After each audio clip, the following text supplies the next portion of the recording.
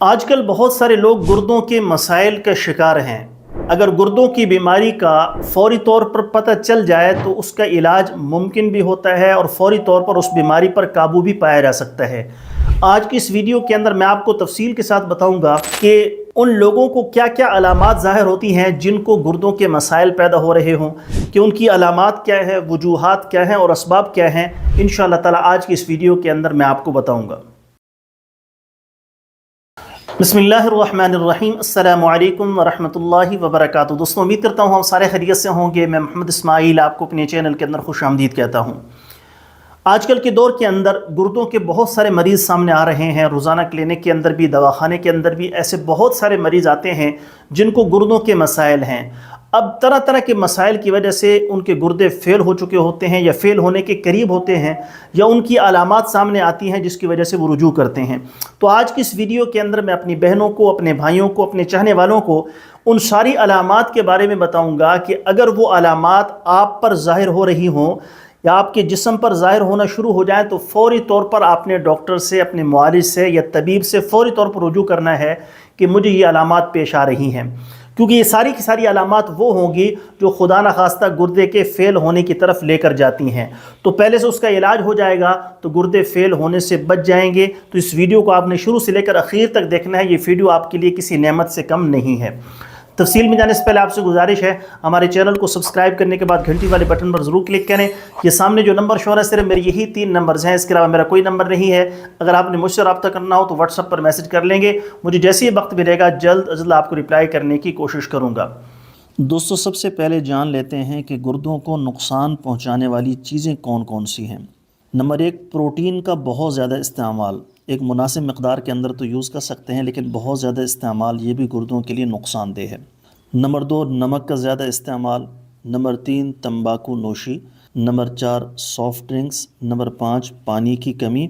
Number 6, दर्द कुश अद्वियात का ज़्यादा इस्तेमाल।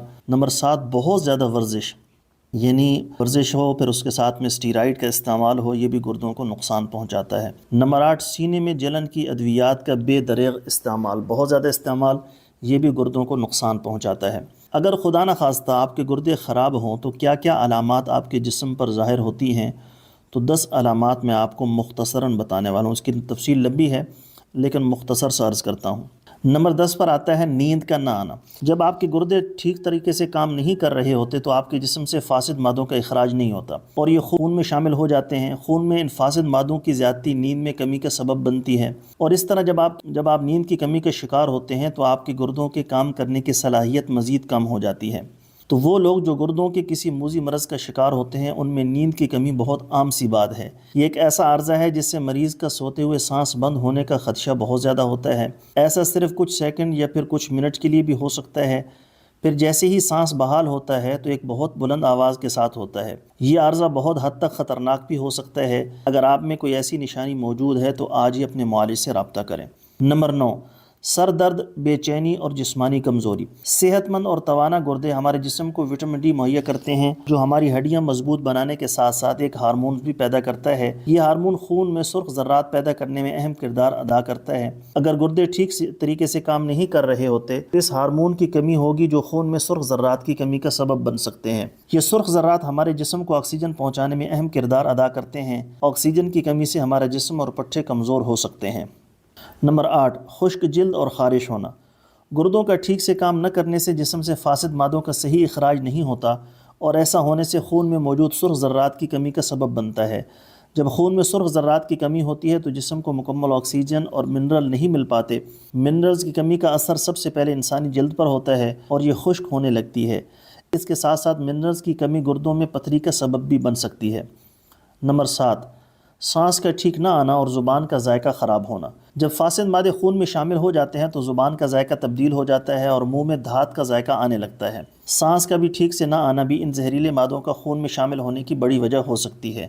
मज़ीद ये कि ऐसे मरीज़ का कुछ खाने का दिल नहीं करता और उसके नतीजे में वज़न कम होता जाता है। नंबर 6, सांस का छोटा होना। ये बात भी सामने आई कि गुर्दों के ख़राब होने और सांस के छोटा होने में गहरा रब्त है। इसकी 2 वजूहात हो सकती हैं। एक तो ये कि जिस्म में मौजूद पानी फेफड़ों की तरफ चला जाता है अगर गुर्दे ख़राब हों, तो दूसरी ये कि अमीनिया की वजह से जिस्म को ठीक ऑक्सीजन नहीं मिलती اور مریض کا سانس چھوٹا ہوتا جاتا ہے۔ دوستو سانس کے چھوٹا ہونے کی بہت ساری وجوہات ہو سکتی ہیں، جیسا کہ دل کی بیماری، سانس کی بیماری، گردوں کا خراب ہونا، سگریٹ پینا وغیرہ۔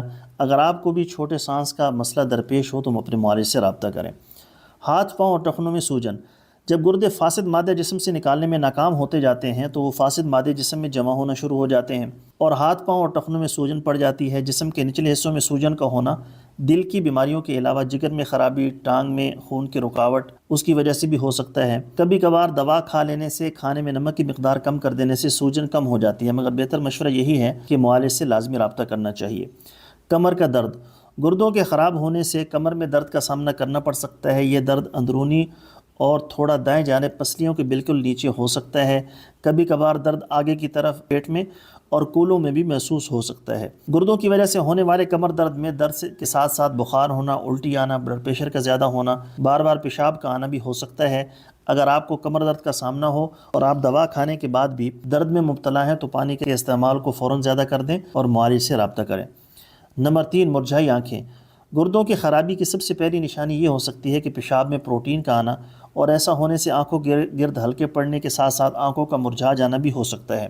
آنکھوں کے گرد حلقوں کا سائز اس بات کی بھی عکاسی کرتا ہے کہ آپ کا گردہ کتنا پروٹین آپ کے پیشاب میں شامل کر رہا ہے۔ اگر آپ کو یقین ہے کہ مناسب مقدار میں پروٹین لینے کے باوجود آپ کو سستی، بوجھل آنکھوں اور حلقوں کا سامنا ہے تو اپنے معالج سے مشورہ کریں۔ بلند فشار خون۔ آپ کے خون کی گردش کا نظام اور گردے ایک دوسرے پر منحصر ہیں۔ اپنے بلڈ پریشر کو کنٹرول رکھیں تاکہ گردوں کے عارضے سے بچا جا سکے۔ فولک ایسڈ سے بھرپور کھانوں کا استعمال کریں۔ نمبر 1، پیشاب کا رنگ تبدیل ہونا۔ آپ کے گردے پیشاب بنانے اور اس سے ذریعہ فاسد مادوں سے اخراج کے ذمہ دار ہوتے ہیں۔ پیشاب کا بار بار آنا اور اس کا رنگ تبدیل ہونا، مقدار تبدیل ہونا وغیرہ بالکل بھی نظر انداز نہیں کرنا چاہیے۔ تبدیلیوں کی عام اقسام میں شامل ہے، خاص طور پر رات کے اوقات میں پیشاب کرنے کی ضرورت میں اضافہ۔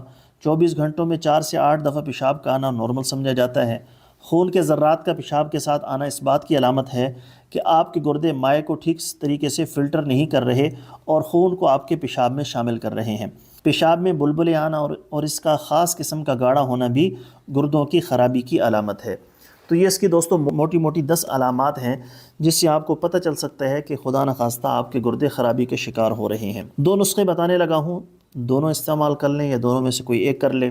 جائفل 40 گرام، آملہ خشک 6 گرام، ازخر مکی 6 گرام، خرقسک 6 گرام، جاوتری 6 گرام، خلنجان 6 گرام، تج 6 گرام، حب بلسان 6 گرام، تخم مورد 40 گرام، دارچینی 6 گرام، زنجبیل 6 گرام اور خالص شہد 390 گرام۔ تمام ادویات کا صفوف بنا لیں، آخر میں شہد ملا کر اچھی طریقے سے مکس کر لیں۔ چھوٹا چمچ یعنی 1 ٹی اسپون رات کو سوتے وقت نیم گرم دودھ کے ساتھ استعمال کریں۔ نسخہ نمبر 2، پستہ 200 گرام، بکھڑا 100 گرام، سفید تل 200 گرام، سنگھاڑا 100 گرام۔ بکھڑا اور سنگھاڑا کو مشین میں پیس لیں، جبکہ پستہ اور تل مشین میں نہیں پیسنے، صرف کوٹ لینے ہیں۔ سب کو اچھی طرح مکس کریں۔ بڑا چمچ صبح اور شام تازہ پانی کے ساتھ یا دودھ کے ساتھ استعمال کر لیں۔